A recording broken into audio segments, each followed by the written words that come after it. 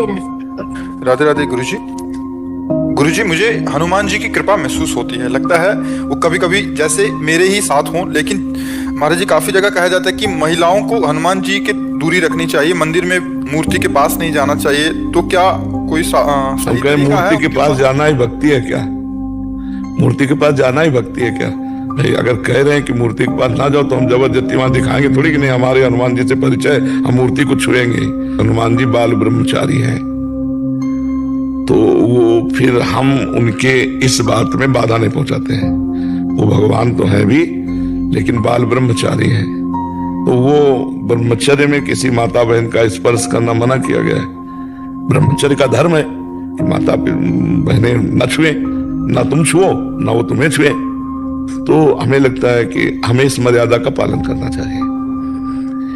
और हम जो भाव से भजेंगे तो हमारे साथ तो है, उसमें कोई मना करेगा क्या? आपके भाव में हनुमान जी है, उसमें कोई मना करेगा क्या? उसमें तो कोई नहीं कहेगा कि आप हनुमान जी को भाव में क्यों धारण किए। ये नहीं हो सकता। वो गलत बोल रहा है जो ऐसा बोल रहा है। लेकिन प्रगट में अगर कहा जाता है तो हमें मान्यता मान लेनी चाहिए। तो माताओं बहनों को ब्रह्मचर्य में एक दूसरे के लिए निषेध है। जैसे कभी सिया जी ने रावण को ऐसे नहीं देखा,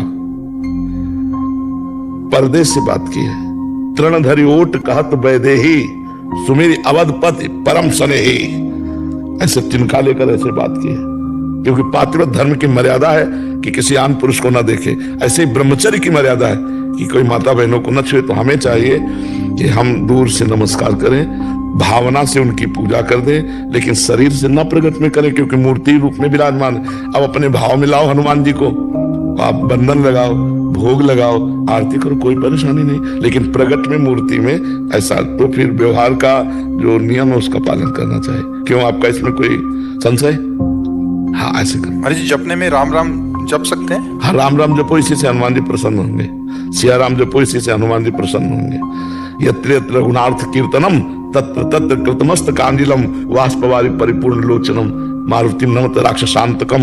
हनुमान जी जहां राम राम राम राम कीर्तन होता है, सिया राम कीर्तन, वहां आंखों से आंसू बहाते हुए वो सुनते हैं। वाष्पवारि परिपूर्ण लोचनम मारुति नमत राक्षसांतकम।